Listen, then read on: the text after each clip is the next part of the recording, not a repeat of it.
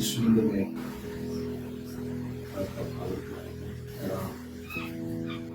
സുവിശേഷം യോർദാനിൽ കർത്താവ് സ്നാനമേറ്റ ഏറ്റു കയറി ആ ഭാഗം.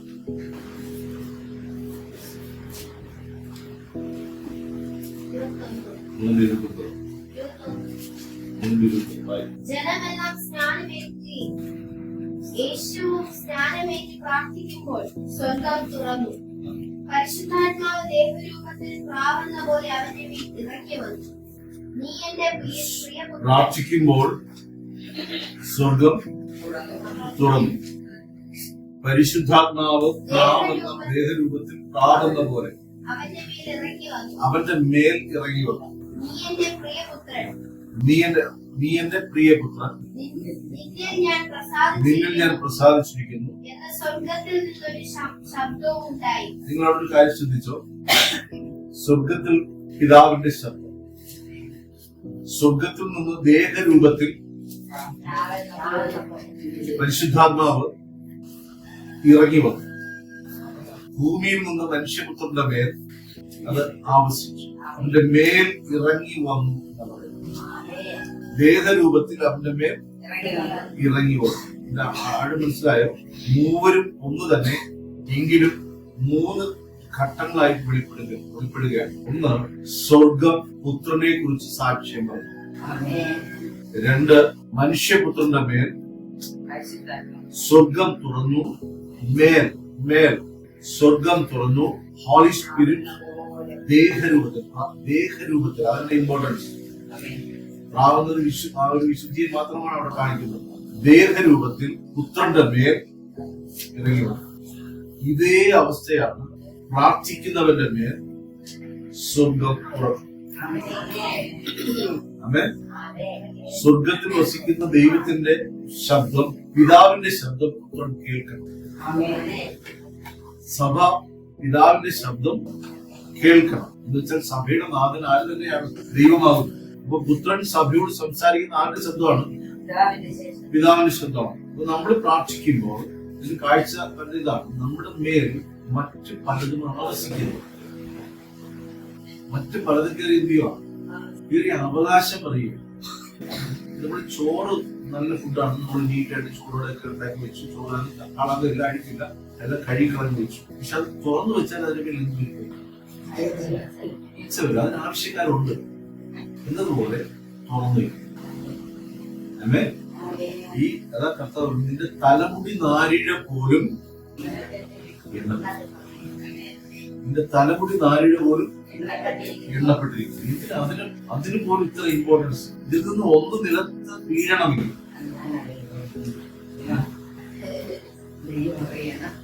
അതിന് ശ്രദ്ധിക്കാൻ. ഇപ്പൊ ഒന്നതിൽ നിലത്ത് വീഴണമെങ്കിൽ ആരറിയുന്നു?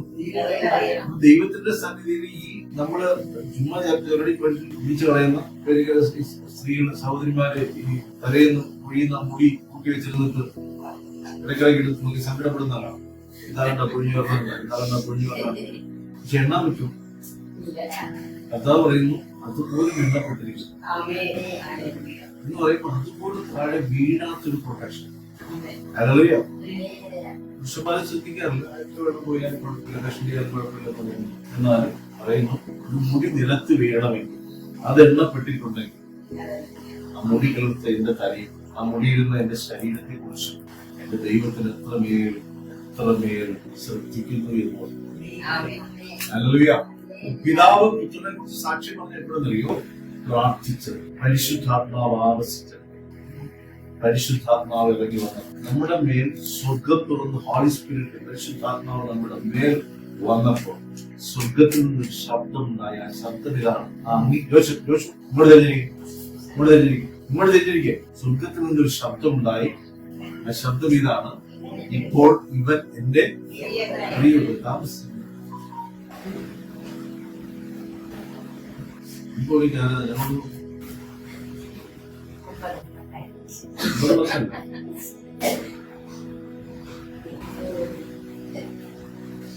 പോയി അഭാവന വായിച്ചത്.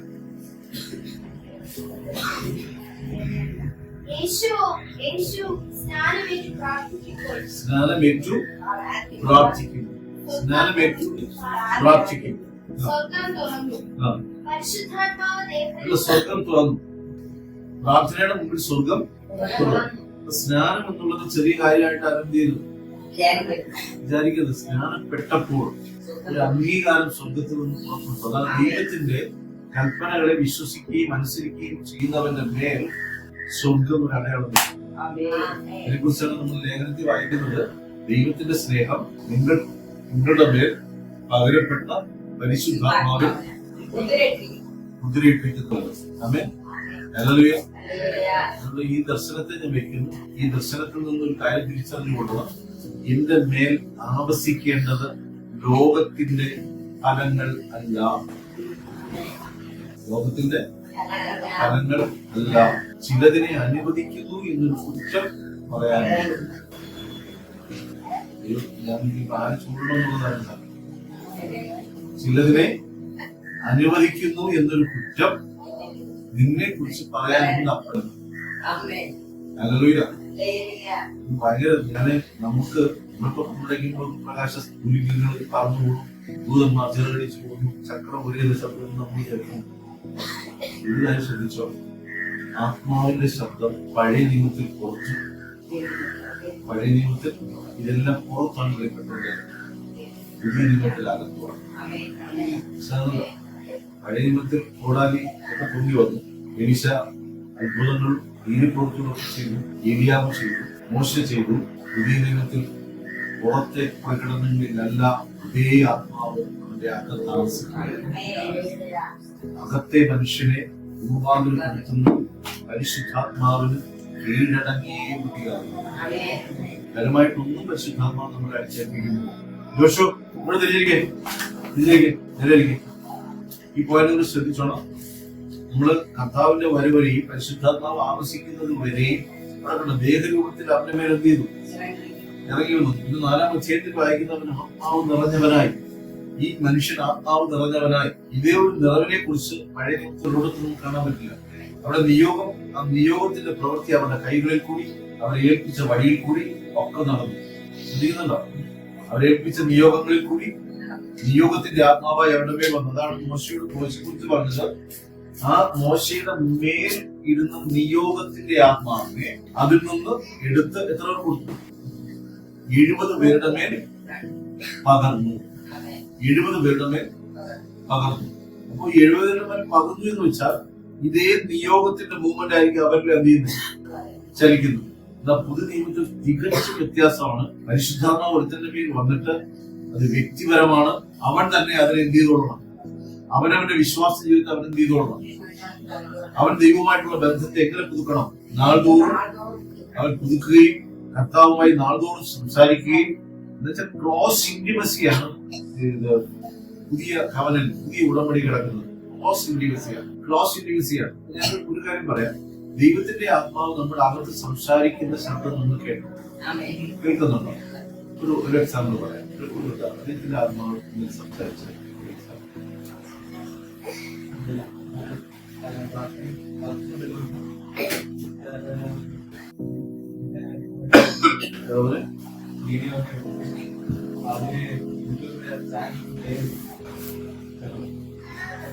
സഭയുടെ വിഷയങ്ങളെ കുറിച്ച് പ്രാർത്ഥിച്ച് അത് ചിന്തയിൽ ഉണ്ടായിരുന്നുകൊണ്ട് ദൈവം വ്യക്തിപരമായി സഭ ദൈവത്തിൻ്റെതാണ്.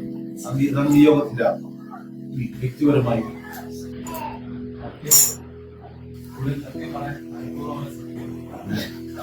ഇതാരും പറയുന്നത്. ഇതാണ് ഇടപെടലെന്ന് പറയുന്നത്. ഒന്ന് നിയോഗത്തിന്റെ ഇടം. അതാണ് സഭാബന്ധം. മറ്റതാണ് ഹോളി സ്പിരിറ്റിന്റെ പരിവർത്തനം. അങ്ങനെ അതാണ് മാർക്ക്. അതിലേക്ക് വരാം.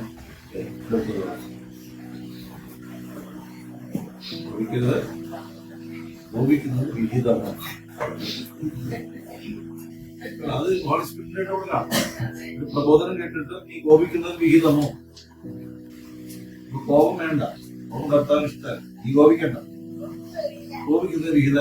ഇതിന്റെ ഇടപെടലാണ്. ശ്രദ്ധിച്ചോണം. അത് വിചാരിക്കണമെന്നറിയോ? കണ്ണടച്ചപ്പോ തേജസ് പാഞ്ഞു പോകുന്ന ഹോളി സ്പിരിറ്റിന്റെ ഇടപെടൽ മധ്യത്തിൽ പാപം.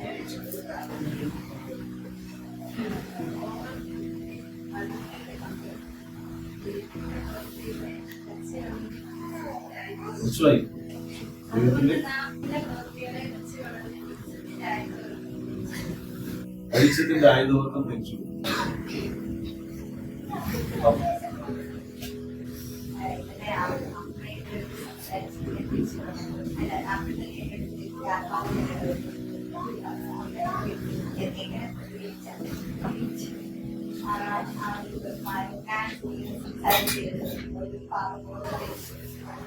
അവിടെയുള്ള ഗ്യാപ്പിനെ വിളിച്ചിട്ട്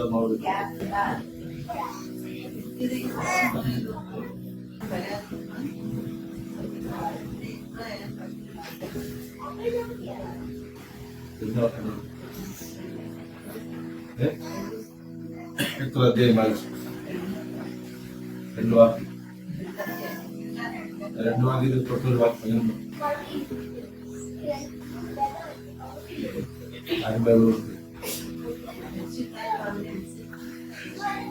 എത്ര പഠിക്കും?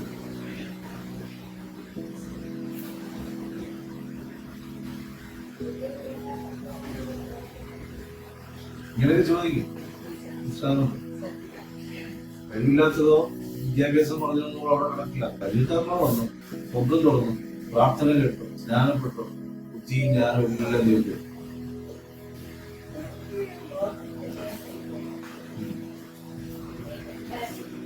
ഒന്നും പറയേണ്ട പ്രവർത്തനം ആരോട് എന്തോട് ഇന്ന് രാവിലെ പോകട്ടെ.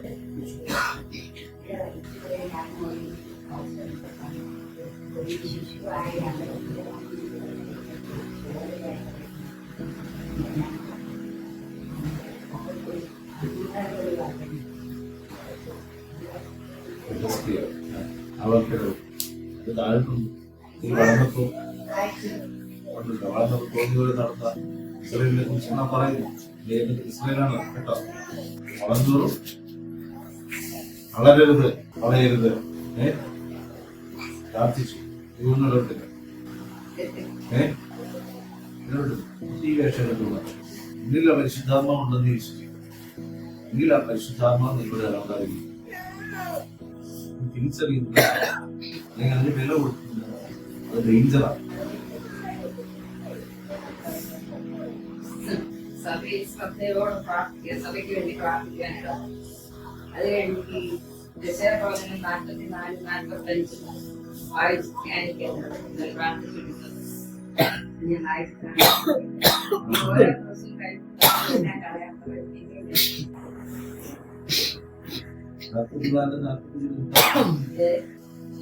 വായിക്കണ്ട, എല്ലാം വായിക്കണ്ടേ? തുറന്ന് വായിക്കണ്ട, ഗ്രീച്ച് പറഞ്ഞാൽ മതി.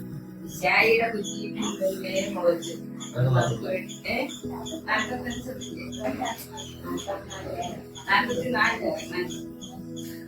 വേണ്ട, ഗ്രീച്ചത് പറയണ്ട.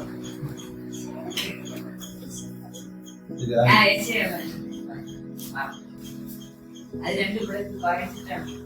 അപ്പൊ ദൈവം നമുക്ക് വേണ്ടി പ്രവർത്തിച്ച പ്രവർത്തനങ്ങളെല്ലാം നമുക്ക് പ്രവർത്തിക്കുന്നുണ്ടാവും. ആരെയും തിരിച്ച് പറയും, പക്ഷെ കുറച്ച് നമ്മൾ കൊടുക്കും.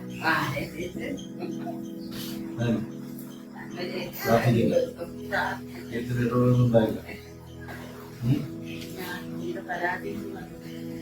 പരാതി പറഞ്ഞത് ദൈവത്തോടാണെങ്കിൽ ദൈവം മറുപടി അതിനുണ്ടാവും.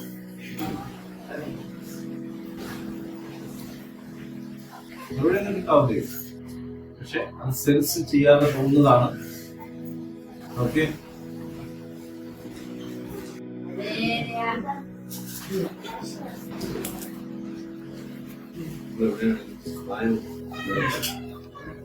നമ്മളതിന് ഇമ്പോർട്ടൻസ് കൊടുത്തില്ലായി.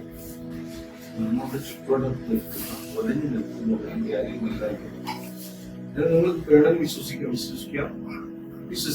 പക്ഷേ ഞായറാഴ്ച പരിപാടികൾ കൊണ്ടുവരുമ്പോൾ ഞാനില്ല.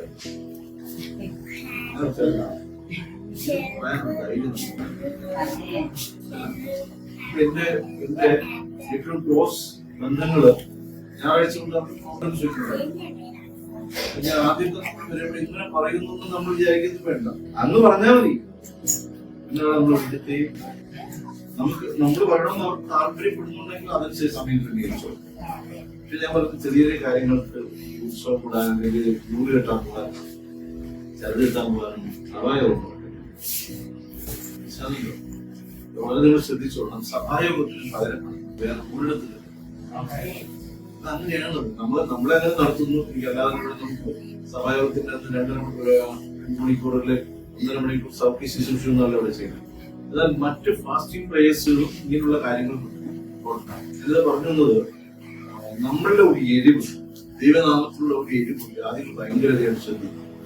നമ്മൾ രക്ഷിക്കപ്പെട്ടവർ അല്ലെങ്കിൽ ആടി നിൽക്കുന്നവർ നമ്മളുടെ വിശ്വാസം കണ്ട് അവർ ഇമ്പോർട്ടൻസ് കൊടുക്കാൻ ആരംഭിക്കും.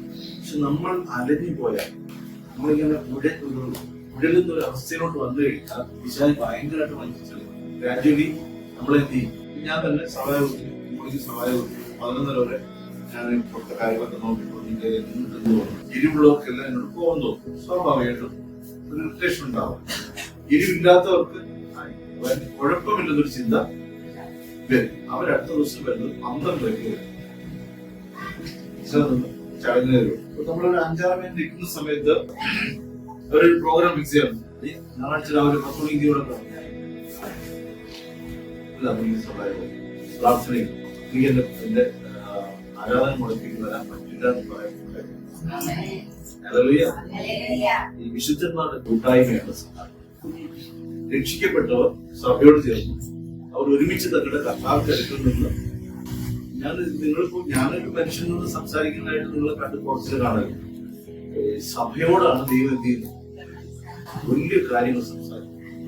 സഭയ്ക്ക് ദൈവം സഭായോഗത്തിലാണ് കൈമാറ്റം ചെയ്യുന്നത്. കൂട്ടായ്മയുടെ നേരെ മറിച്ച് ഒരു ഉപവാസമാണ്. അവിടെ നടക്കുന്ന കാര്യങ്ങളൊക്കെ വിടുതലും ഒരുപാട് കാര്യങ്ങൾ വേറെ ഉണ്ടാകും. പക്ഷെ അൾട്ടിമേറ്റ് ആയിട്ട് സഭായോഗത്തിന് അടിസ്ഥാനമിട്ട വൻ വിടുതലുകളാണ് സഭ. നീതിമാൻ, എന്റെ നീതിമാൻ വിശ്വാസത്താൽ ജീവിക്കും. അടിസ്ഥാനങ്ങൾ തകർന്നു പോയാൽ നീതിമാൻ രക്ഷിക്കപ്പെട്ടവന്റെ ഒരു അടിസ്ഥാനമായിരിക്കണം. അവന്റെ അടിസ്ഥാനം ബേസ്മെന്റ് തന്നെ ആയിരിക്കണമെന്ന് സഭായോഗം. അത് മതിയായൊരു കാരണമില്ലാതെ നമ്മൾ അതിനെന്ത് ചെയ്യരുത്. പറയാൻ മതിയായ കാരണമാണ് അളിയന്റെ കല്യാണമാണ്. അളിയന്റെ കല്യാണ ആലോചന വരുമ്പോ തന്നെ ഞാൻ കാണില്ല വാക്ക് പറഞ്ഞാൽ അത് പറഞ്ഞാൽ അനേകർ ആടിപ്പോകാനുള്ളത് കാരണം നമ്മളുടെ എരിവില്ലായ്മയാണ്. നേരത്തെ പറഞ്ഞ വാക്യങ്ങൾ ഒരു 1-2 കാര്യങ്ങളാണ് ദേവാസനത്തിൽ വളരെ ജാഗ്രതയോടെ ശ്രദ്ധയോടെ പ്രകാശിപ്പിച്ച ചില കാര്യങ്ങൾ. അതിൽ പ്രധാനമായിട്ടുള്ള ഒരു കാര്യമാണ് ഈ പഴയ നിയമവും പുതിയ നിയമവും. പഴയ നിയമത്തിന്റെ ദൈവവും പുതിയ നിയമത്തിൽ വെളിപ്പെട്ട ദൈവം. പഴയ നിയമത്തിലെ അതേ ദൈവം പുതിയ നിയമത്തിൽ തന്റെ പ്രവൃത്തിയെ തികച്ചു വെളിപ്പെട്ടതിന് ശേഷം ഒരു മനുഷ്യന്റെ ഹൃദയത്തോട് സംസാരിക്കുന്ന നിലയിൽ അവന്റെ ഹൃദയ ഫലകമേൽ എഴുതപ്പെട്ട തിരുവെളിച്ചങ്ങളുടെ അടിസ്ഥാനത്തിലും ദൈവം അവനെ എത്ര ഗാഢമായി സ്നേഹിക്കുന്നു എന്ന് നമ്മൾ അറിയണം. ഇതിനകത്ത് 2 കാര്യങ്ങൾ ഹോളി സ്പിരിറ്റ് ഒരാളുടെ മേൽ പകരുകയാണ്. അതിൽ ഒന്നാമത്തെ വരങ്ങളാണ്. പരിശുദ്ധാത്മാവിൽ എന്തുണ്ട്? വരങ്ങളുണ്ട്. എത്ര വരമുണ്ട്? 19 വരങ്ങൾ ഒരുപാടുണ്ട്. ദൈവത്തിന്റെ ദാസൻ എഴുതി വെച്ച 9 വരങ്ങൾ നമ്മൾ അവിടെ 1, 2, 3 എഴുതിയില്ല. നമ്മൾ എഴുതുന്നതാണ്. ശരി, 9 വരങ്ങളുണ്ട്. പരിശുദ്ധാത്മാവിന്റെ നിയോഗം 5-fold മിനിസ്ട്രിയിൽ 5 എണ്ണം. അപ്പോസ്തലൻ, പ്രവാചകൻ, സുവിശേഷകൻ, ഇടയൻ 4ാം സ്ഥാനമാണ്. ഇടയൻ, ഉപദേഷ്ടാവ്. ഇടയനും ഉപദേഷ്ടാവും ഒരുപോലെ ചേർന്നിരിക്കുന്നതാണ്. ഇടയൻ ഒരു ഉപദേഷ്ടാവാണ്. വിശ്വാസമുണ്ടോ? അപ്പോസ്തലന് പ്രവാചകനാകാം, സുവിശേഷകനാകാം, ഇടയനാകാം, ഉപദേഷ്ടാവാകാം. ഒരിക്കലും ഒരു ഉപദേഷ്ടാവ് അപ്പോസ്തലനാവില്ല. വിശ്വാസമുണ്ടോ? അതൊക്കെ അങ്ങനെ ഇരിക്കട്ടെ. പരിശുദ്ധാത്മാവിന് 2 ഫേസ്. നിന്നോട് പറഞ്ഞതിന് 2 ഫേസിനെ കുറിച്ച് പറഞ്ഞു. അതിൽ ഒരു ഫേസ് എന്ന് പറയുന്നത് ആത്മാവിന്റെ വരങ്ങളാണ്. പരിശുദ്ധത്തിന്റെ വരങ്ങളാണ്. ഈ വരം ദൈവം ഒരാളെ നിശ്ചയിച്ച നിമിഷം മുതൽ, അതാണ് പൗലോസിനെ കുറിച്ച് അനന്യാസിനോട് പറയുന്ന ഒരു കാര്യമുണ്ട്. അവൻ രാജാക്കന്മാരുടെ അരക്കച്ചടിക്കുകയും അവൻ എന്റെ നാമത്തിൽ അവർക്ക് വായിക്കാവോ? അപ്പോസ്തല പ്രവൃത്തികള് 7, 9, 10 വരുന്നതാണെന്ന് തോന്നുന്നു.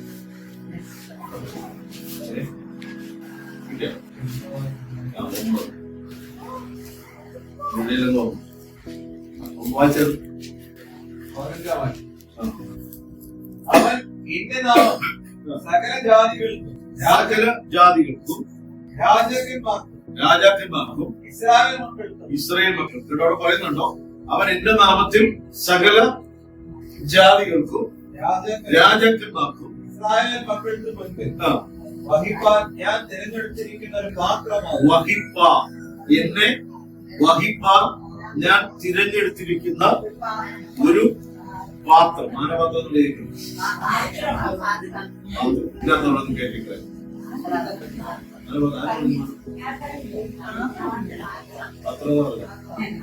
മാനം ഞാൻ കേട്ടെന്നാണ് എന്റെ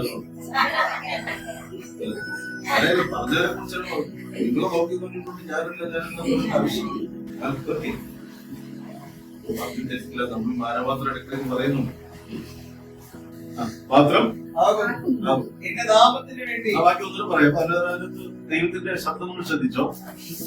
ജാതികളുടെ പേരും രാജാക്കന്മാരുടെ പേരും ഇസ്രായേൽ മക്കളുടെ പേരും മുമ്പിൽ വഹിപ്പാൻ. ആരെ വഹിപ്പാൻ?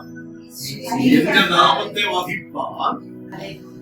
വഹിക്കുന്നത് ഈ വഹിക്കുന്നത് പുറത്തും അകത്തും ഒക്കെ വഹിപ്പാൻ. ആമേൻ. ഹല്ലേലൂയ. ശ്രദ്ധിച്ചോളൂ, ഞാൻ യേശുവിനെ വഹിക്കുന്നു. യേശുവിന്റെ പടം വെച്ചുകൊണ്ട് നടക്കുകയാണെങ്കിൽ, നെഞ്ചിൽ ഒട്ടിച്ചുകൊണ്ട് നടക്കുകയാണെങ്കിൽ, ഈ പടം ഇപ്പൊ എവിടെ ഇരിക്കുന്നു? ഞാൻ എവിടെ പോയാലും ഈ പടം എന്ത് ചെയ്യും? കണ്ടോ? കണ്ടോ? പടം കാണാം. നേരെ മറിച്ച് ഈ നാമം അകത്ത് വഹിക്കുകയാണ്, അത് മറ്റൊരു അടയാളം. അപ്പൊ വഹിപ്പാൻ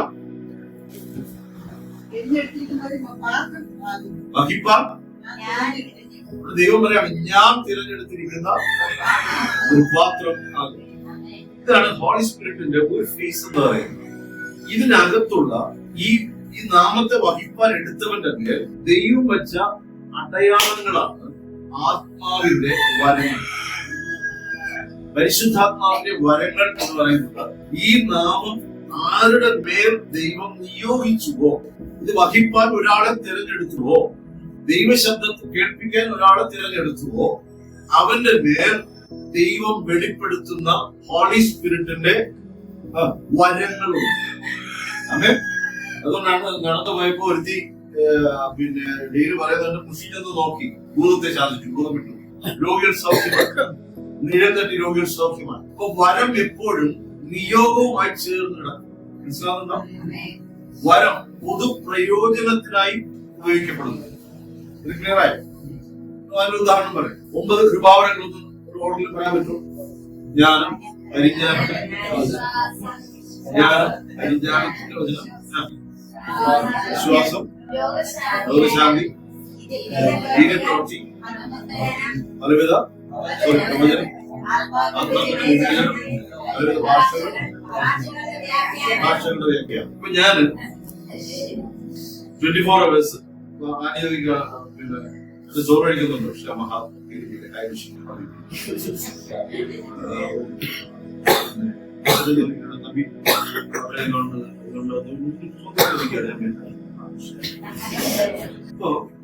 ഭാഷ വരം ഉണ്ട്. പക്ഷെ ഈ ഭാഷ വരം എന്നിടത്തും ആക്ട് ചെയ്യാൻ പറ്റുന്നുണ്ടോ? പറ്റുന്നില്ല. ഭാഷ വരമില്ലെങ്കിൽ വ്യാഖ്യാന വരമുണ്ട്.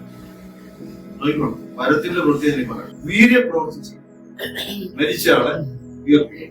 കർത്താവായ യേശു പോലും വളരെ സെലക്റ്റീവ് ആയിട്ടാണ് കുറച്ചു വരം ചെയ്തത്, ഉയർപ്പിച്ചത്, സൗഖ്യമാക്കിയത്. എല്ലാ രോഗികളും അവന്റെ അടുക്കൽ വന്നവരൊക്കെ സൗഖ്യമായി പോയി. എന്നാൽ തന്റെ നാട്ടിൽ ദേശത്ത് ചെന്നിട്ട് കർത്താവ് ചെയ്തില്ല. അവരുടെ അവിശ്വാസം കണ്ടിട്ട് വീര്യപ്രവൃത്തികളൊന്നും ചെയ്തില്ല എന്നല്ല, അതിന്റെ കാര്യം അവിടെ ചെയ്യാൻ കഴിഞ്ഞില്ല എന്ന് തന്നെയാണ് മനസ്സിലാകുന്നുണ്ടോ? ഇപ്പൊ വീര്യപ്രവൃത്തികൾ വരമുണ്ടെങ്കിലും വരം എപ്പോഴും ആത്മാവിന്റെ ശബ്ദമായിട്ടാണ് നടക്കുന്നത്.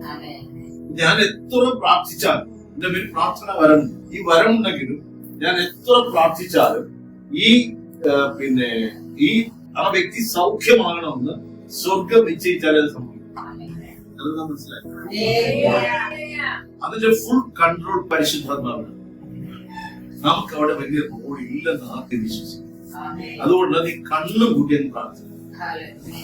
നിന്റെ ഇമേജ് ഇടിച്ചു പോകുന്നു. ഞാൻ പ്രാർത്ഥിച്ച് സൗഖ്യമായില്ലെങ്കിൽ ഇങ്ങനെ ഞാൻ ചെറിയൊരു സംഭവം കേട്ടു പോയതാണ്. കാഴ്ച ഇപ്പൊ പ്രാപിക്കുന്നെല്ലാം പറഞ്ഞില്ല. ചില ആൾക്കാർ വന്നിട്ട് ദിവസം ഇന്നിവിടെ പലതും നടക്കുകയാണ്. തീരുന്നതിന് മുമ്പ് ഞാൻ വെറുതെ ആയിരിക്കത്തില്ല പോകുന്നത്, ഭയങ്കരമായിട്ട് നടക്കും. ഒന്നും നടന്നില്ല, ഉണ്ടാകുന്നു. വരത്തിന്റെ പ്രവൃത്തി ചെയ്യുമ്പോൾ ഞാൻ ദൈവമക്കളെ നിങ്ങളോട് ചെവിയിലൊന്നും പോലെ പറയുന്നു, പരിശുദ്ധാത്മാവ് ചെയ്യേണ്ടത് എന്തെന്ന് നിശ്ചയമുണ്ടെന്ന്. 2, ഒരു വ്യക്തി ഇതിനകത്തേക്ക് കയറി വരണമെങ്കിൽ അതിന്റെ പുറകിൽ ദൈവിക നിശ്ചയങ്ങളുണ്ട്. 3, ലാസർ കല്ലറയ്ക്കകത്ത് നിന്ന് സൗഖ്യമാകണമെങ്കിൽ, പുറത്തു വരണമെങ്കിൽ അതിനെ കുറിച്ച് സ്വർഗം നേരത്തെ എഴുതി വെച്ചിട്ടുള്ളതാണ്.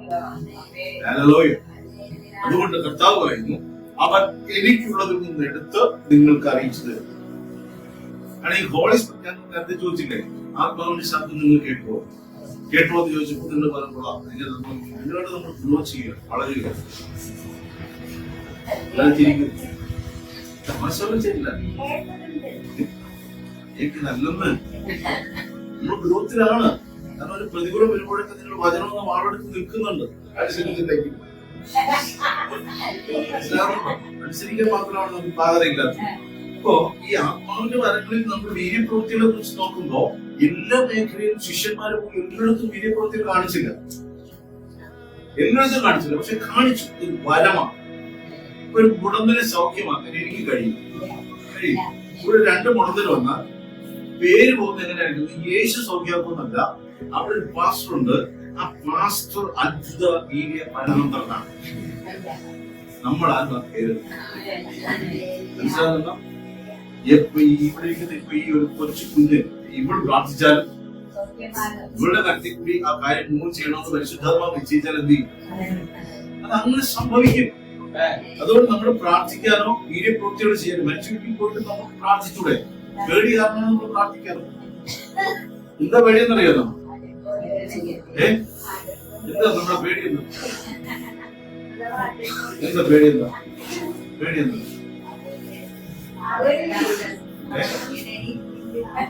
അതാണ് നമ്മുടെ പേടി. പ്രാർത്ഥിക്കാൻ കുഴപ്പമൊന്നുമില്ല, പക്ഷെ ഇത് എണീറ്റിലേക്ക് നാണക്കേടാവില്ല. ആർക്ക് നാണക്കേടാവും? എനിക്ക് നാണക്കേടാവും. കാരണം പ്രാർത്ഥിച്ചതാരാ? ഞാൻ. പ്രവർത്തിക്കുന്നതാരാ? ഞാൻ. ദൈവമാണ് പ്രവർത്തിക്കുന്നുണ്ടെങ്കിൽ എനിക്ക് നാണക്കേടത്തില്ല. ദൈവത്തെ ഓർത്താണ് നമ്മളിത് ചെയ്യുന്നുണ്ടെങ്കിൽ, അപ്പാ നിന്റെ നാമം അശുദ്ധമാവരുതേ, പരിശുദ്ധാത്മാവ് പറയും, നീ പോയി പ്രാർത്ഥിക്കുന്നു പറയും. മനസ്സിലാകുന്നുണ്ടോ? വിധവ മകനെ കൊണ്ട് ഇങ്ങനെ വരുന്നത് പിന്നെ ജോലി സ്ഥലത്തേക്ക് കൊണ്ടുപോകാല്ല, അടക്കം കൊണ്ടുപോവാ. ഒന്നാടെ ഓപ്പോസിറ്റ് കർത്താവ് പറഞ്ഞു എന്നുള്ളത് സ്വർഗത്തിന്റെ നിശ്ചയമാണ്.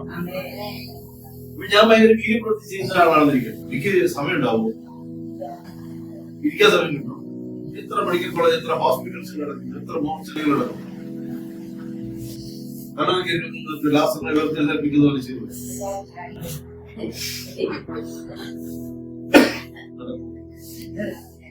വരമാണ് അത്. നിശ്ചയിച്ച കാര്യങ്ങളെ ചെയ്ത് നിർത്തി. അവിടെ ഞാൻ റോളെടുക്കേണ്ട ഒരു കാര്യവും റോളെടുത്ത് എന്റെ കാര്യത്തിലാണ് തീരുമാനങ്ങൾ. ദൈവമക്കളെ ഒരാൾക്ക് വേണ്ടി പ്രാർത്ഥിക്കുമ്പോൾ അവർ സൗഖ്യമായി വരും.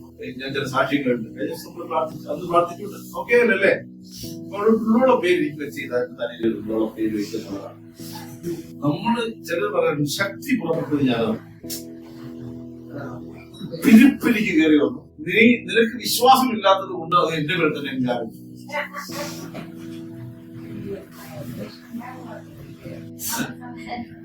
നിങ്ങൾ ശ്രദ്ധിച്ചോണം.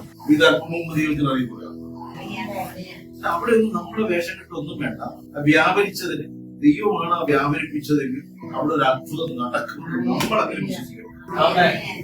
കേട്ടാളുടെ അവിശ്വാസമല്ല, ദൈവത്തിലുള്ള ഞങ്ങളുടെ വിശ്വാസത്താൽ പൊന്നോ വെള്ളിയോ അല്ല, യേശു എന്ന നാമത്തിലുള്ള ഞങ്ങളുടെ വിശ്വാസത്താൽ ഇവൻ എഴുന്നേറ്റ് തുള്ളിച്ചാടി ആയത്തിലെത്തി. ഇനി നോക്ക്, പ്രവചനം.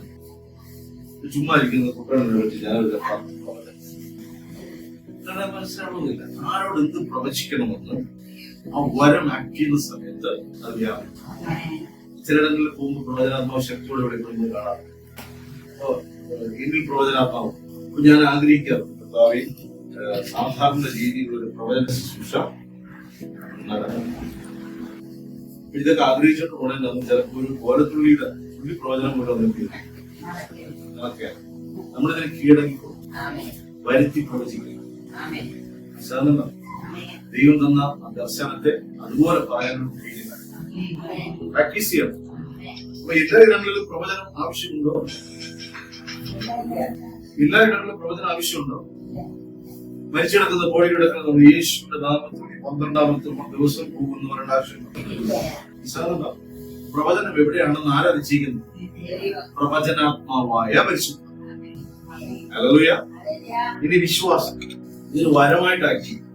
വിശ്വാസം വരമായിട്ട് ആക്ട് ചെയ്യുമ്പോൾ നമ്മുടെ വിശ്വാസം കണ്ടിട്ട് പലർക്കും അത്ഭുതം തോന്നാം. ഒരു ഇത്ര സമയം പ്രാർത്ഥിക്കുന്നത്, ഒരു ഇത്ര എരിവെന്താ, ഇത്ര വിശ്വാസം, എന്റെ ദൈവം എന്നെ കൈവിടില്ല, എന്റെ ദൈവം എന്നെ കൈവിടില്ല. ഇതൊരു വരമായി ആക്ട് ചെയ്യുന്നതിന് നിങ്ങൾ ശ്രദ്ധിച്ചാൽ അറിയാൻ പറ്റും. ആ ഹോളി സ്പിരിറ്റിന്റെ ഒരു ഡെമോൺസ്ട്രേഷൻ ആ വ്യക്തിയിലാണ്. ഇത് നിങ്ങൾ എബ്രായ പുസ്തകം 11-ാം അധ്യായം ശക്തമായി പഠിച്ചാൽ മതി. നേരത്തെ ശദ്രക്ക് മേശക്ക് ശദ്രക്ക് മേശക്ക് അബേദ്നെഗോ അവരുടെ മേൽ വ്യാപരിച്ചത് വിശ്വാസത്തിന്റെ വരമാണ്. ഹല്ലേലൂയ. പരിശുദ്ധാത്മാവിന്റെ വരങ്ങൾ അതിന്റെ ഫുൾ കൺട്രോളും ക്രെഡിറ്റും ദൈവത്തിനാണ്. ആമേൻ. ഇനി എന്റെ ഓർഡൻസ് നോക്കുമ്പോൾ പരിജ്ഞാനം വിട്ടായിരുന്നോ? വീര്യപ്പുറത്തേക്ക് ചേർത്താൻ നമ്മൾ പരിജ്ഞാനം, ജ്ഞാനം, ആത്മാക്കളുടെ വേചനം. ആത്മാക്കളുടെ വേചനം പറയും. ഒരു നമുക്കറിയാവുന്ന ഒരു വ്യക്തി ഇപ്പോ നമ്മുടെ മുമ്പിലോരിക്കുകയാണ്. ഇപ്പൊ എനിക്ക് അറിയാവുന്ന ഒരു വ്യക്തി അച്ചു ഒന്നിന്റെ മുമ്പിലിരിക്കുകയാണ്. ഇപ്പോൾ വ്യാപരിക്കുന്ന ആത്മാവ്, ഏത് ആത്മാവ് സംസാരിക്കും? ഇതൊക്കെ നമ്മള് പരിശുദ്ധാത്മാവ് ഓരോ അറിയാവുന്ന ഒരു വ്യക്തിയെ കുറിച്ച് ഒരുപാട് വിവേചിച്ചുകൊണ്ട് തരുമോ? അതിന് ആവശ്യമുണ്ടോ? വരുമ്പോ തന്നെ അറിയാൻ എന്തിനു ഇരിക്കുമ്പോ അറിയാം എന്തിനാണ് പപ്പാ വിളിച്ചതെന്ന് അറിയാം. അതിനുള്ള ബുദ്ധി നമുക്ക് ദൈവം തന്നിട്ടുണ്ട്. അത് ഈ ആത്മാക്കളുടെ വിവേചനം വരുമ്പോൾ അവനവന്റെ പേര് വ്യാപരിക്കുന്ന ആത്മാവിനെ ഒന്ന് വിവേചിച്ചാൽ വളരെ നാം ദൈവത്തോട് ചോദിക്കണം, ഇപ്പോൾ എന്നിൽ വ്യാപരിച്ച ആത്മാവെ. വല്ലവന്റെ ആത്മാവിനെ കണ്ടുപിടിക്കാൻ നമുക്ക് വല്ലാത്തൊരു സ്പിരിറ്റാണ്.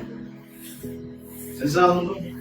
വളരെ നമുക്കൊരു പുതിയ ഇപ്പോൾ വ്യാപരിച്ചത് ലോകത്തിന്റെ ആത്മാവ്. ഇതൊക്കെ പറയുമ്പോൾ സന്തോഷം വരും. പക്ഷെ ഇതേ പറയുന്ന ആളുടെ മേൽ വ്യാപിച്ചപ്പോ അതിനെ തിരിച്ചറിയാൻ ഇത് ഉപയോഗിക്കും.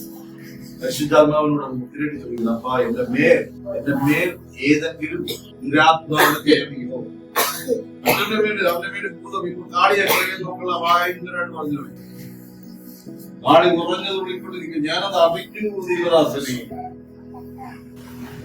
പക്ഷേ നമ്മളുടെ മേൽ വ്യാജം കയറിയാലോ, വ്യാജത്തിന്റെ ആത്മാവ് കയറിയാൽ പ്രസിദ്ധിക്കും. അശുദ്ധാത്മാവ് കയറിയാലോ, അശുദ്ധിയുടെ ആത്മാവ്. ഞാൻ അശുദ്ധിയുടെ ആത്മാവായിട്ട് ഇരിക്കാതിരിക്കാം.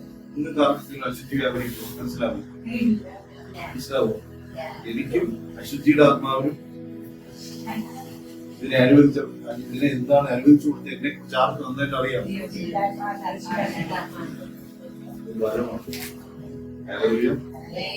സഭയെ വ്യക്തമായി പഠിപ്പിക്കുന്നു, അവന്റെ മേൽ അവന്റെ നാവിൽ കൂടി പുറപ്പെട്ട ഒരു വാക്ക്, അത് കെട്ട വാക്കാണെങ്കിൽ നിന്നിൽ അശുദ്ധാത്മാവാണ് വന്നതെന്ന് അപ്പൊ തിരിച്ചറിഞ്ഞോ. അത് അടുത്തിരിക്കുന്ന ആളെ കുറ്റല്ല. അപ്പോഴാണ് പറഞ്ഞത് നീയാണെങ്കിൽ അതവിടെ രേഖപ്പെടും. അവർ പറഞ്ഞത് അവരുടെ അക്കൗണ്ടിൽ രേഖ. ഇത്രയും വലിയ പുസ്തകം അവിടെ ഉണ്ടെന്നാണ് അതിൽ എഴുതിയിരിക്കുന്നത്. ഭയങ്കര വലിയ സെർവറാണ് നമ്മൾ ഉദ്ദേശിക്കുന്ന സെർവർ. ഹല്ലേലൂയ. ഭൂമിയെ നാഴി കൊണ്ട് അളന്നവനെന്ന് വചനം പറയുന്നു. അല്ലെ പൊടിയെ കർത്താവ് നാഴി കൊണ്ട് അളന്നെങ്കിൽ കർത്താവിന്റെ മഹത്വവും വലിപ്പവും അവൻ ആരാ എന്ന് നമ്മളൊന്ന് അറിയണം. ഹല്ലേലൂയ. ഹല്ലേലൂയ. ഈ നാക്കിൽ എത്ര രസങ്ങൾ നമുക്കറിയാന്നറിയാം. ചത്ത് കിടക്കുന്നുണ്ട് നാക്കിനകത്ത് പഞ്ചസാര വെച്ചു എന്തെങ്കിലും അറിയാം. ഒരു തുള്ളി ജീവൻ അവന്റെ മേൽ നിൽക്കുമ്പോൾ എത്ര ഭംഗിയും. ഞാൻ കഴിച്ചത് ചിക്കൻ കഴിച്ചു, ക്യാരറ്റ് കഴിച്ചു, മട്ടൺ കഴിച്ചു, പിന്നെ വെള്ളരിക്ക കഴിച്ചു, ഐസ്ക്രീം കഴിച്ചു, പലതും കഴിച്ചു. ഇത് രാവിലെ ഇങ്ങനെ വെവ്വേറെയായിട്ടാണോ പോകുന്നത്? മറപ്പുറയിൽ പോകുന്നത് വെവ്വേറെയായിട്ടാണോ? ചിക്കൻ പീസ് പോയി, ഐസ്ക്രീം പോയി, അങ്ങനെയെല്ലാം പോണേ. ഇതെല്ലാം ഇവിടെ എല്ലാം സെറ്റായിട്ട് എന്തുമാത്രം പ്രവർത്തനങ്ങൾ ഇതിനകത്ത് നടക്കുന്നു അറിയാം. ഇതിനകത്തൊരു മൈക്ക് സെറ്റ് വെച്ചിട്ട് നമ്മൾ ഇതിന്റെ ശബ്ദം പുറത്തെടുത്താൽ ഹൃദയം പിടിക്കുന്ന ശബ്ദം കേട്ട് നമ്മൾ ഹൃദയം കേട്ടിട്ടുണ്ടോ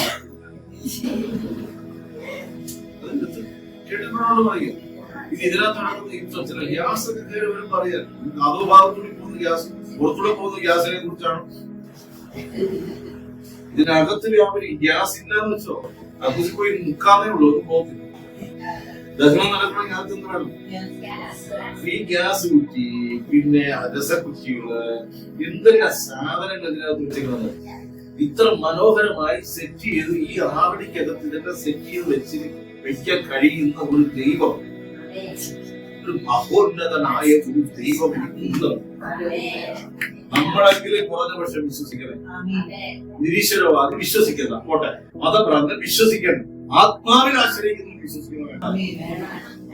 ഇതിനുള്ളത് പരിജ്ഞാനം, രണ്ടു തരത്തിലുള്ള പരിജ്ഞാനം. ഒന്നാണ് ഈ ഭൂമിയിൽ ജീവിക്കാൻ ഒരു പരിജ്ഞാനം വേണോ വേണ്ടത്. ഈ ആത്മാവിന്റെ വരത്തിൽ പറയുന്ന പരിജ്ഞാനത്തിന്റെ വചനം പരിശുദ്ധാത്മാവിന്റെ പരിജ്ഞാനത്തോടെ ഗ്രഹിക്കേണ്ടതിന് പരിശുദ്ധാത്മാവ് തന്നെ ഒരുത്തന്റെ മേൽ പകരുന്ന ക്രിസ്തുവിനെ കുറിച്ചുള്ള ജ്ഞാനമാണ് പരിജ്ഞാനം. മനസ്സിലായോ? കട്ടിയായി പോയി ജ്ഞാനത്തിനോട്. ജ്ഞാനം യഹോവ ഭക്തി ജ്ഞാനത്തിന്റെ ആരംഭം. ജ്ഞാനത്തിന്റെ വചനം എന്ന് വെച്ചാൽ ദൈവം എന്ന വചനത്തെ വിശ്വസിക്കുന്നു. ഇതൊക്കെ ഞാൻ കുറെ കേട്ട് ആരംഭിച്ചതാണ്. ഇങ്ങോട്ട് നോക്കിയാൽ അവളെ പോലെ ഇങ്ങോട്ട് നോക്കും.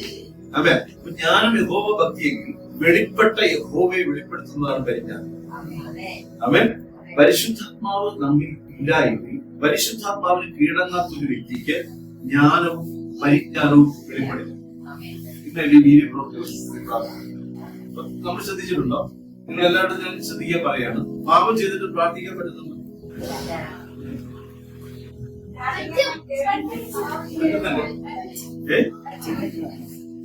കെട്ട വാക്ക് പറഞ്ഞിട്ടും അതേ നാവുകൊണ്ട് സ്തോത്രം എന്നുണ്ടോ? വരും. കള്ളം പറഞ്ഞിട്ടും കുഴപ്പമില്ല, ആലയത്തിൽ കയറി ആരാധന തുടങ്ങി പന്യഭാഷ വന്നു എന്നില്ലേ? ആരെങ്കിലും തടഞ്ഞു? വരം വരത്തിന്റെ പ്രവൃത്തി ചെയ്തുകൊണ്ടിരുന്നു. ഇപ്പോഴും ഇതിന് അന്യഭാഷ ഉള്ളതുകൊണ്ട് അല്പം മുമ്പ് നടന്ന പാപം കർത്താവ് കണ്ടില്ല. ഞാൻ ഇവിടെ തെക്കോട്ട് വേണ്ടി പാപം ചെയ്തപ്പോ കർത്താവ് തെക്കുസ്വാക്കിയില്ല. അവിടെ യോഗത്തിൽ സംസാരിച്ചുകൊണ്ടിരിക്കുകയായിരുന്നു, ഇത് കാണാതെ പോയി. നമ്മൾ ഇങ്ങനെയുള്ള ഉടായി പഠിക്കുന്നത് നന്നായിട്ട് അറിയാത്തതുകൊണ്ട് പരിശുദ്ധാത്മാവിനെ ഇരിക്കുന്നത്. അതുകൊണ്ട് ആത്മാവ് എന്റെ കൂടെ ഇരിക്കുന്നത് കൊണ്ട് ഞാൻ ഇവിടെ ചെക്കോസ്ലോവാക്കിയൊന്നും ഉണ്ടാക്കില്ല എന്ന് പറയുന്ന കാര്യങ്ങളൊക്കെ അപ്പോൾ തന്നെ അവിടെ രേഖപ്പെടുത്തുന്ന ഒരു പുസ്തകം ഉണ്ടെന്ന് മനസ്സിലായോ? അതുകൊണ്ട് അന്യഭാഷ വെളിപ്പെട്ടത് അവൻ ശുദ്ധിയുള്ളവനാണെന്നുള്ള തരത്തിലുള്ളതല്ല, വരമാണ്. ചിലപ്പോ മനസ്സിലാക്കാൻ വേണ്ടിയിട്ടാണ് ഇത് പറഞ്ഞത്. ഒരു പാവം ചെയ്തിട്ട് അല്ലെങ്കിൽ മരണകരമായ പാവം ചെയ്തിട്ട് വന്നിരുന്ന് പ്രാർത്ഥിക്കാനിരുന്ന് കരയുന്നില്ല. ഇരിക്കുമ്പോഴാണ് നല്ലൊരു പാട്ടുകാരൻ വന്നു, നല്ല ഡോംസെറ്റും ഒക്കെ വന്നപ്പോ ചിലപ്പോൾ കഴിയുമ്പോൾ അവനെന്തായിത്തീരും വരുമ്പോ അപ്പോഴത്തേനാണ് ഉപബോധ മനസ്സ് പറയും, സാരമില്ല, നിന്റെ പാപങ്ങളെല്ലാം കഴുകപ്പെട്ടിരിക്കുന്നു, കുഴപ്പമില്ല, നീ മാപ്പ് പറഞ്ഞില്ലെങ്കിൽ പോലും നിന്റെ ആത്മാവ് ചലിക്കുന്നു. അപ്പൊ ഒരു ഫേസ് വരത്തിന്റെ പ്രവൃത്തികളെ ചെയ്യും. പരിശുദ്ധാത്മാവിന്റെ വരങ്ങളെ കുറിച്ച് നാം അറിയാതിരിക്കും. ഇതില് ഈ പരിശുദ്ധാത്മാവിന്റെ വരങ്ങളിൽ ഏറ്റവും നമ്മൾ ശ്രദ്ധിക്കേണ്ട ഒരു കാര്യം, ഒരു മനുഷ്യന്റെ ലൈഫിനകത്ത്, വിശ്വാസ ജീവിതത്തിനകത്ത് ഈ ദൈവത്തിന്റെ ആത്മാവിന് തന്ന വരങ്ങൾ എന്താണെന്ന് ഞാൻ മനസ്സിലാക്കണം. എന്റെ മേൽ വരമുണ്ട്. വരമില്ലാത്ത ഒരു വ്യക്തി പോലും സഭയ്ക്കകത്തില്ല. ഈ 9 കൃപാവരങ്ങളിൽ ഏതെങ്കിലും ഒരു വരം ആ വ്യക്തിയുടെ മേൽ ഉണ്ടായിരിക്കും, ഡെഫിനറ്റ്ലി ഉണ്ടായിരിക്കും. ഞാൻ ആഗ്രഹിക്കുന്ന ശ്രേഷ്ഠവരം എന്ന് പറയുന്നത് ജ്ഞാനവും പരിജ്ഞാനവും. ഇതുണ്ടെങ്കിൽ ബാക്കിയെല്ലാം പറ്റും. ഹല്ലേലൂയ. ഇത് ഞാൻ പറഞ്ഞു വരത്തിന് ഇതൊന്നും ഇഷ്ടപ്പെടുന്നില്ലേ പറയണം. പിന്നെ ഫോട്ടോ ആയിട്ട് കാണിച്ചോണ്ടിരിക്കുന്നു. ബോർ തോന്നുന്നു. അപ്പൊ ഇതിന്റെ ഈ പുസ്തകം മറിക്കുന്നത് പോലെ ആത്മാവിന്റെ 2 ഫീസിൽ ഒരു പേജ് ഇതാണെങ്കിൽ അടുത്ത പേജ് ആത്മാവിന്റെ ഫലങ്ങൾ. ആമേൻ. അപ്പൊ ഹോളി സ്പിരിറ്റ് നമ്മുടെ മേൽ വരം പ്രവർത്തിക്കുന്നത് പോലെയല്ല, ഫലം പ്രവർത്തിക്കുന്നത്. സ്വർഗത്തിൽ രേഖപ്പെടുത്തുന്നത് ഫലങ്ങളാണ്. മനസ്സിലാക്കാം. ഞാൻ 1000 പേരെ സൗഖ്യമാക്കി, ഞാൻ 1,00,000 പേരെ കൈവീശിപ്പോ അവർ തെറിച്ചുപോയി. ഞാൻ നടന്നു പോയപ്പോ നേരടിച്ച് രോഗികൾ സൗഖ്യം, ഉടനെ എഴുന്നേറ്റ് നടന്നു. ഇപ്പൊ നമ്മള് ചിലപ്പോ അടുത്ത സ്ഥലത്തേക്ക് മീറ്റിങ്ങിന് പോകുന്ന സമയത്ത് കാത്തിരിക്കുന്ന ആൾക്കാരൊക്കെ ഉണ്ടാവും. നമ്മളെ പേരും പെരുമയും വരാൻ തുടങ്ങും. ആമേൻ. ഹല്ലേലൂയ. ഇനി പറയാൻ പോകുന്ന ശ്രമിച്ചോളാം. വരങ്ങൾ വേറെ, ഇതെന്ന് പറഞ്ഞാട്ടെ, വരങ്ങൾ വേറെ, ആത്മാവിന്റെ ഫലങ്ങൾ വേറെ. വരങ്ങൾ വേറെ, ആത്മാവിന്റെ ഫലങ്ങൾ വേറെ. നിങ്ങൾ എന്നിൽ വസിക്കുന്നു എങ്കിൽ നിങ്ങൾ ഫലം കായ്ക്കുന്നവരാകും. ആമേൻ. നിങ്ങൾ എന്നിൽ വസിക്കുന്നു എങ്കിൽ നിങ്ങൾ ഫലം കായ്ക്കുന്നവരാകും. ഏറ്റവും വലിയ ത്രെഡ് നിങ്ങളോട് സംസാരിക്കുക. ഇത് നിങ്ങൾക്ക് ഉൾക്കൊള്ളാതിരിക്കും. ഫലം കായ്ച്ചില്ല എങ്കിൽ, ഫലം കായ്ക്കാത്ത വൃക്ഷത്തെ വെട്ടിക്കീറിയെന്നോട്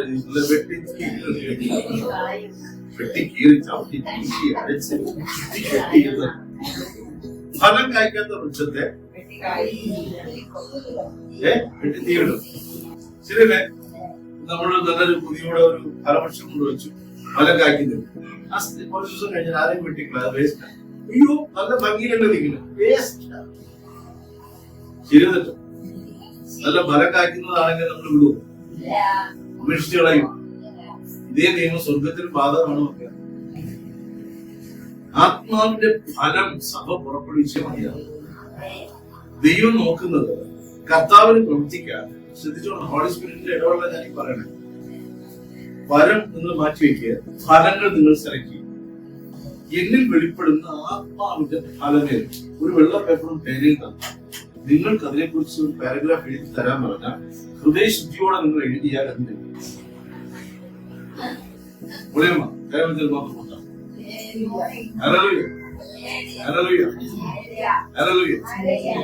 പിശാച് എപ്പോഴും പ്ലാൻ ചെയ്യുന്നതെന്ന് അറിയാമോ?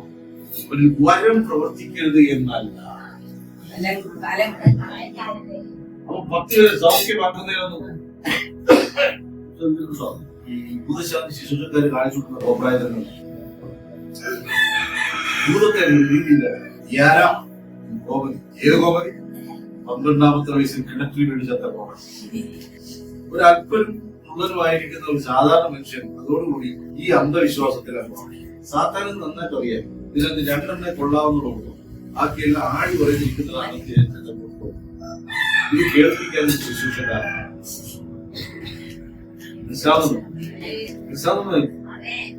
സ്വർണത്തിനകത്താണ് ഭൂതരിക്കുന്നത്, സ്വർണത്തിന് ഇടാത്തുള്ളതിന് ഭൂതരിക്കും. സ്വർണത്തിനകത്താണ് പിശാച് കെട്ടുവിളഞ്ഞ് കിടക്കുന്നത്. കാരണം ദൈവം സ്വർണത്തിനകത്താണ് ഭൂതത്തെ ആവാഹിക്കുന്നത്. അത്ര വൃത്തികെട്ട രീതിയിൽ അവർ സംസാരിക്കണം അറിയാം. സ്വർണ്ണ സഭയെ കൊണ്ട് സംസാരിക്കും. അപ്പൊന്നും പറയാനില്ലല്ലോ, ഭൂതയൊന്നുമില്ലല്ലോ. ഭൂതശാന്തി ശിഷ്ടക്കാരെ അവിടെ പോകണം. നിങ്ങള് തെറ്റായി ധരിക്കരുത്. ആത്മാവിന്റെ ഫലം എന്തെന്ന് വിവേചനത്തോടുകൂടെ ശ്രദ്ധിപ്പിക്കും. നിങ്ങൾ ഫലം കായ്ക്കുന്നവരാകുകയും. ആത്മാവിന്റെ ഫലം കായ്ക്കുന്നവർ ആകുകയും. ഫലം കായ്ച്ചില്ല എങ്കിൽ നമ്മളെന്നെ പറയുന്നത് 9 മക്കളുണ്ട്, അപ്പനും അമ്മയും കൂടി എന്ന് പറയില്ലേ, 2 കൊള്ളാം, ബാക്കി 7 കേടായി.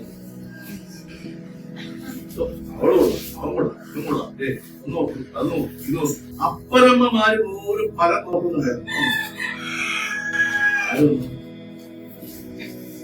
അപ്പനമ്മമാര് പോലും ഫലം നോക്കുന്നുണ്ടെങ്കിൽ ദൈവത്തിന് നോക്കിക്കൂടെ?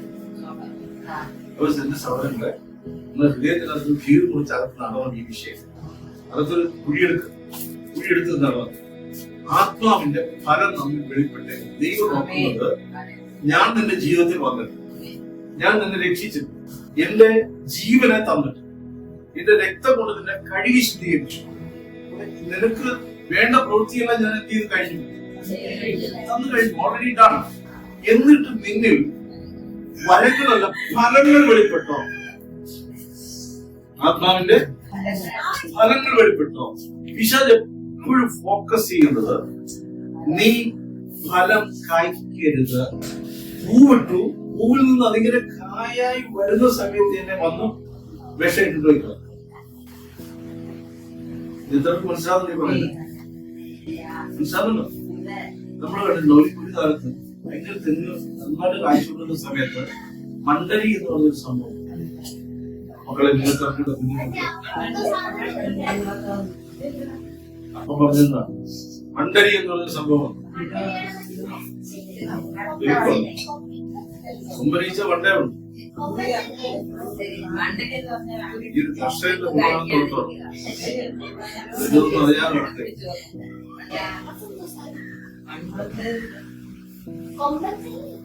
മണ്ടലില്ല മണ്ടരി ഇത്ര കാച്ചുകൊണ്ടിരുന്ന തേങ്ങ അലമുണ്ട്, പക്ഷെ എത്തിയില്ല. അതെല്ലാം കുരുടി ചിത്രയായി. അത് തേങ്ങ ഒന്ന് പൊടിച്ചെടുക്കണമെങ്കിൽ ഭയങ്കരമായ പ്രയാസം, ഭയങ്കര പാടാണ്. 100 തേങ്ങ കിട്ടിക്കൊണ്ടിരുന്നത് പിന്നെ അത് 50ആയി, 25ആയി, ഇങ്ങനെ അത് ഭയങ്കരമായിട്ട് പടം കൊറോണ പിടിച്ചതോടെ പിടിച്ചു. അതോടുകൂടി നാളികേരത്തിന്റെ നാടെന്നുള്ള പേര് പോയി. അത് തമിഴ്നാട്ടുകാർ കൊണ്ടു. അപ്പൊ ഇവിടെ പല പ്രവൃത്തി ചെയ്തിട്ടുണ്ട്. നമ്മൾക്കിവിടെ 3000 തേങ്ങ വെട്ടിയ സ്ഥലത്ത് കൊണ്ടുകൊണ്ടുവന്നാൽ ഇതെല്ലാം ഈ രോഗം ബാധിച്ചു. അപ്പൊ ഇവിടെ പറയുന്നു, നിന്നെ നട്ടത് ദൈവസഭയിലേക്ക്, നിന്നെ നട്ടത് ദൈവരാജ്യത്തിലേക്ക്. ആത്മാവിന്റെ ഫലം നിന്നിൽ പുറപ്പെടുന്നുണ്ടോ ഇല്ലയോ എന്ന് പരിശുദ്ധാത്മാവ് ശ്രദ്ധയോടെ, സ്വർഗം ശ്രദ്ധയോടെ നോക്കുകയാണ്. നിന്റെ പേരിൽ ആത്മാവിന്റെ ഫലങ്ങൾ പുറപ്പെടുന്നോ എന്ന്.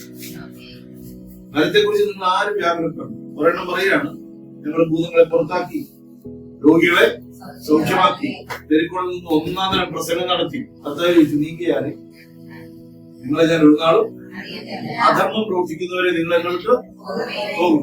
ആത്മാവിന്റെ ഫലം എന്റെ ഹൃദയത്തിനകത്ത് നിന്നും പറയാം. ആമേൻ. ഇത് പുറം തൊലിയിൽ വെളിപ്പെടുന്ന വസൂരിയല്ല ആത്മാവിന്റെ ഫലം. ആത്മാവിന്റെ ഫലം പുറത്ത് വെളിപ്പെടുന്നതല്ല, അകത്ത് വെളിപ്പെടുന്നതാണ്. എത്ര മനസ്സിലാക്കുന്നത്? ആമേൻ. ഒരു സഭ ആത്മാവിന്റെ ഫലം പുറപ്പെടുവിക്കുക. അടുത്തേക്ക് കരുമെടുത്ത് പറയും, ഇന്ന് മുതൽ എന്റെ മേൽ ആത്മാവിന്റെ ഫലങ്ങൾ പുറപ്പെടും. നമുക്ക് ആ ഫലങ്ങൾ നോക്കാം. അച്ഛന്റെ ഗലാത്യ ലേഖനം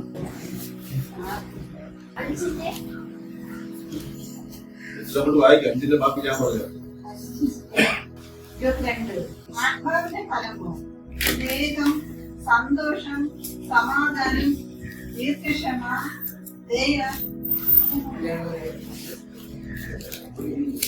ആത്മാവിന്റെ ഫലമോ സ്നേഹം, സന്തോഷം, സമാധാനം, ദീർഘക്ഷമ, ദയ, പരോപകാരം, വിശ്വസ്തത, സൗമ്യത, ഇന്ദ്രിയജയം. ഇവയ്ക്ക് വിരോധമായി ഒരു ന്യായപ്രമാണവുമില്ല.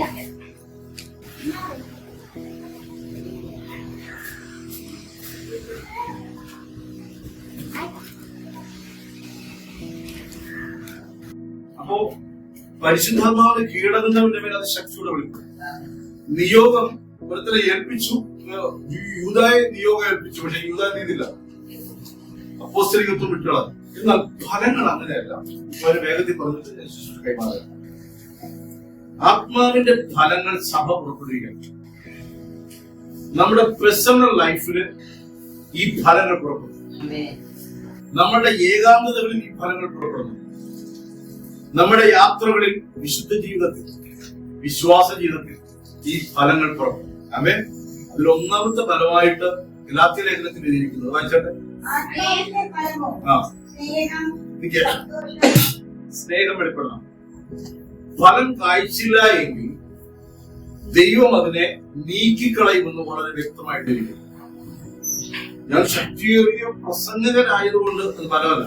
മനസ്സിലാകുന്നുണ്ടോ? ഈ ശക്തിയേറിയ പ്രസംഗകന്റെ മേൽ അതിലും ശക്തിയോടെ സ്നേഹം വെളിപ്പെടണം. ആമേൻ. യേശു സ്നേഹിച്ചതുപോലെ, യേശു തന്റെ സഭയെ സ്നേഹിച്ചതുപോലെ, യേശു മനുഷ്യനെ സ്നേഹിച്ചതുപോലെ നമുക്ക് സ്നേഹിക്കാൻ കഴിയും. നമുക്കൊരു ചെറിയ തെറ്റുണ്ടാൽ പോലും നമുക്ക് കണ്ണടിയാണ്. നമ്മൾ അളക്കാൻ തുടങ്ങും. എങ്കിൽ ദൈവസഭയെ ശക്തമായി പറയുന്നു, ദൈവമക്കളെ ആത്മാവെന്ന് പറയുന്നു നമ്മുടെ മേൽ എന്ത് വെളിപ്പെടുന്നില്ല. നമ്മളെ സ്നേഹിക്കുന്നവരെ നാം സ്നേഹിക്കുന്നുവെങ്കിൽ ജാതികളും അങ്ങനെ ചെയ്യുന്നുണ്ടോ? രക്ഷിക്കപ്പെടാത്തവരും അത് ചെയ്യുന്നുണ്ട്. നീ കൊടുക്കുമ്പോൾ സകലതും ഭിക്ഷയായി കൊടുക്കുന്നെന്ന് പറയാനുള്ള കാരണം പിന്നെ അത് തിരിച്ചു കിട്ടില്ല. നിന്നെ തള്ളി പറയുന്നവരെ നീ സ്നേഹിക്കുക, നിന്നോട് ദേഷ്യം കാണിക്കുന്നവരെ സ്നേഹിക്കുക. ആത്മാവിന്റെ ഫലത്തിലാണെന്ന് പറയുന്നത്.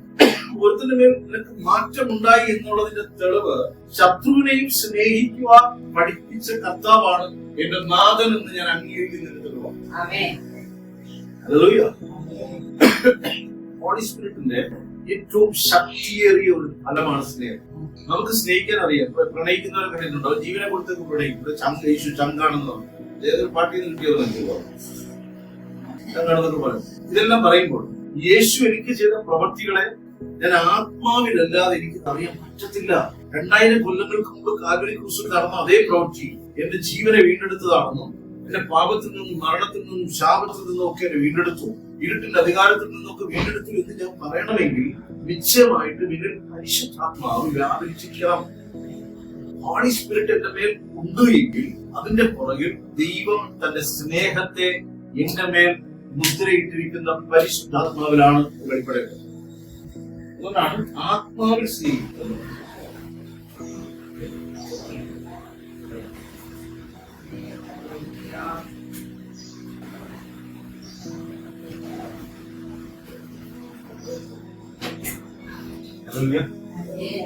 ആമേൻ. ഇപ്പൊ നമ്മളെ രക്ഷിക്കപ്പെട്ടവരാണ്, നമുക്ക് പാരമ്പര്യം പറയാനുണ്ട്, പക്ഷെ സ്നേഹം ഇല്ലെങ്കിലും നമുക്ക് സ്നേഹം ഉണ്ടോയില്ലേ? ഉണ്ടോയില്ലേ? ഉണ്ട്. കർത്താവ് പറഞ്ഞ ആ സ്നേഹമല്ല, ആത്മാവിന്റെ സ്നേഹം നമ്മൾ ഉണ്ടോയില്ലേ? ഉണ്ട്, ചെറിയ അളവിലാണ്. മനസ്സിലാകുന്നുണ്ടോ? അത് പോരാ. ഒരു തെങ്ങ് നട്ടിട്ട് വല്ലപ്പോഴും ഒരു കാ വന്നാൽ മതി. നല്ലൊരു മാവ് പറയും, ഇത് 3-ാം വർഷക്കാർക്ക് 3 എന്നൊക്കെ പറഞ്ഞു കൊണ്ടുവന്നാണ്. ഒരു ചുണ്ണി വാങ്ങുന്ന വല്ലപ്പോഴും വരും. വീട്ടിൽ 5 മക്കളുണ്ട്, കൊടുക്കാൻ പറ്റും? പറ്റുമോ? സ്വർഗരാജ്യത്തിൽ രേഖപ്പെടുത്തുന്ന ഫലമായി ദോഷമെല്ലാം പറഞ്ഞു കർത്താവ്. 10,000 രൂപ വെച്ച് നീ കെട്ടാൻ പറഞ്ഞു? ഇല്ല. ഭാരമുള്ള ഒരു കല്ല് ചുമന്നുകൊണ്ട് പോകാൻ പറഞ്ഞു? സ്നേഹിക്കാനല്ലേ പറഞ്ഞോളൂ. ആത്മാവിന്റെ ഫലങ്ങളിൽ, പരിശുദ്ധാത്മാവ് നമുക്ക് തരുന്ന ഫലങ്ങളിൽ ശക്തമായ ഒരു അടയാളമാണ് സ്നേഹം. ആമേൻ. ഇനി ഞാൻ എടുക്കുന്നില്ല, കാരണം ഒരു കാര്യം ശ്രദ്ധിച്ചോളണം. വരത്തിന്റെ പ്രവൃത്തിയെ ചെയ്യും.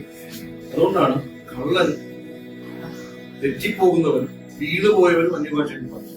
ചിലർ പറയും വിഷാദ് അന്യഭാഷ പറയും. പക്ഷെ ദൈവത്തിന്റെ ദൈവം ഒരിക്കലും ഒരാളെ മുദ്രയിട്ട് കഴിഞ്ഞാൽ ഒരു അവസാന ശ്വാസം വരെ അവൻ മടങ്ങി വരാൻ ദൈവം ആഗ്രഹിക്കും. അവർ ഈ ഭൂമിയിൽ നിന്ന് വേർപ്പെടുന്നതിന് തൊട്ട് മുമ്പ് വരെയും ദൈവം പല മുഖങ്ങളിൽ കൂടി അവനെ പ്രബോധിപ്പിക്കണം. യേശുവിനെ ഒറ്റിക്കൊടുക്കാൻ പോകുന്നതിന്റെ അന്ന്, പെസഹായുടെ അന്ന് പോലും കർത്താവ് ഡയറക്ട്ലി പറഞ്ഞു. സങ്കടപ്പെടുന്ന ഒരു ഭാഗമുണ്ട്, ഇവൻ ജനിക്കാതിരുന്നെങ്കിൽ. അത്രമേൽ സ്നേഹമാണ്. നാം നരകത്തിൽ നിന്ന് നാശയോഗ്യമായി പോകരുതെന്ന് ആത്മാവ് ആഗ്രഹിക്കും. ഹല്ലേലൂയ.